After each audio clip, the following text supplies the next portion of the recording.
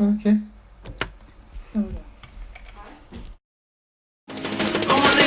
Sing it, hey mama, don't stress your mind. We coming home tonight.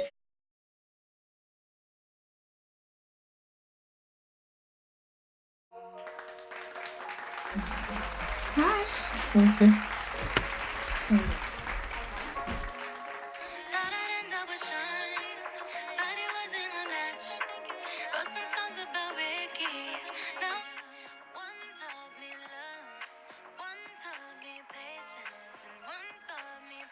One week ago, I uploaded a video to my YouTube channel titled Tati. This video was a direct response to the video that Tati Westbrook uploaded to her channel titled By Sister. Before I say anything at all in this video, I want to make it very, very clear that everything I said in that video in regards to my sentiments towards Tati and my apology, I stand behind 100% and still reign true. I know I got emotional in the video, I apologize. It was something very, very hard for me to deal with, especially when it came to talking about my very own mother. In Tati's video, she discusses many of the different reasons as to why she was choosing to close a chapter in her life that I was heavily involved in, making many of her private issues very, very, very public, and now millions and millions of people have weighed in with their opinions and speculations. I have probably guessed this at this point. So that being said, I have never and would never and will never use my fame, money, or power to manipulate or get any sexual actions from a guy. That is disgusting. It is not me. And the fact that Tati brought this up blows my mind because she knows the real story.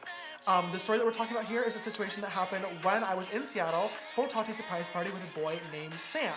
Now, I'm going to tell you the full story since everybody seems to be leaving out literally every single detail. In Tati's video, she mentioned that she was disgusted and had to apologize to her family for me apparently saying things that I wanted to do to a waiter and then justifying those actions by saying I am a celebrity. Okay, this literally did not with Tati and James and her whole family.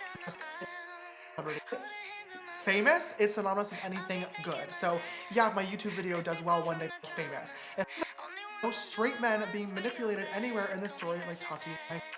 I asked him if he wanted to kiss, to which he said yes. I get to the hotel room, we say hi, it's all fine. We end up watching a movie, and after that movie he asked to kiss me. I said yes.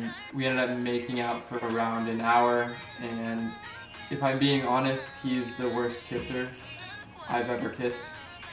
Way too much tongue. Alright, note taken.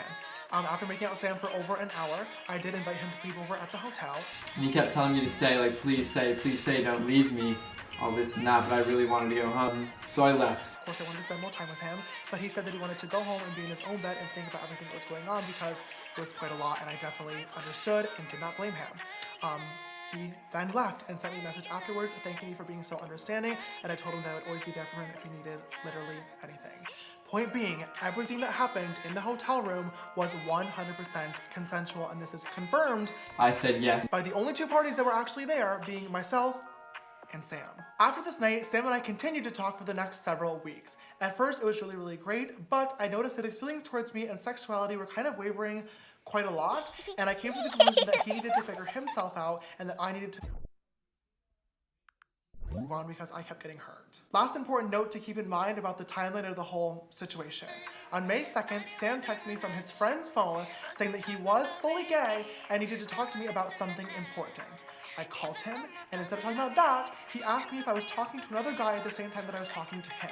I was a little bit confused as to why I was being asked this, but I did answer him honestly, and then I asked him what made him come to a conclusion with everything. To which he said, I'm actually not fully gay. After dealing with this a million times, I was frustrated, and I hung up.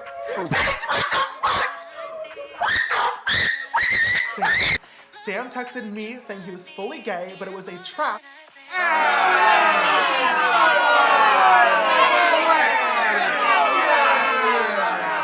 Get me on FaceTime so he could illegally record the conversation to include in the video that he was planning later on. Like I said, at the end of the conversation, I asked Sam how he came to this conclusion, and then he told me he was not fully gay, to which I hung up out of frustration. Later on, he texted me saying he was confirmed bi. This is why, in Sam's video, he included a screenshot of me telling him I did not think he was fully straight. This comment had a lot of people really upset and confused as to why I was telling somebody their sexuality, but there's a very simple explanation. Sam and I talked for a very, very long time, and his sexuality, like I said, wavered a lot. Every time that he was a little bit confused, we had open and honest conversations about it, and he always asked me my input, and I gave it to him.